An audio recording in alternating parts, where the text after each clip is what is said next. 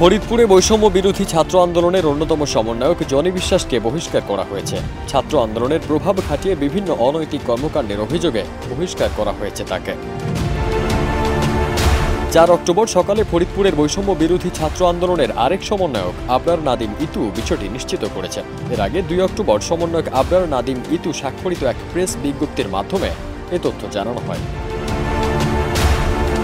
বিজ্ঞপ্তিতে উল্লেখ করা হয়, বৈষম্য বিরোধী ছাত্র আন্দোলনের অন্যতম সদস্য জনি বিশ্বাসকে বৈষম্য বিরোধী ছাত্র আন্দোলনের প্রভাব খাটিয়ে বিভিন্ন অনৈতিক কর্মকাণ্ডের কারণে তাকে বহিষ্কার করা হলো।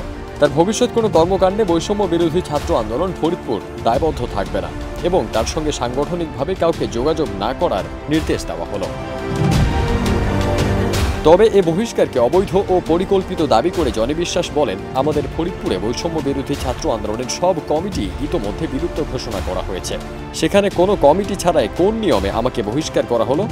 এছাড়া আমার বিরুদ্ধে যেসব অনৈতিক কর্মকাণ্ডের কথা বলা হচ্ছে সেটা সম্পূর্ণই ভিত্তিহীন। আমাকে যে অবৈধভাবে বহিষ্কার করা হয়েছে সেটা আমি কেন্দ্রীয় সমন্বয়কদের জানাবো এবং বিষয়টি তদন্ত করে দেখতে বলবো। জনি বিশ্বাস আওয়ামী লীগ সরকার পতনের দাবিতে বৈষম্য বিরোধী ছাত্র আন্দোলনে ফরিদপুরে নেতৃত্ব দেওয়ার দায়ে জেলও খেটেছিলেন। ফারদিন সানি, দেশ রূপান্তর।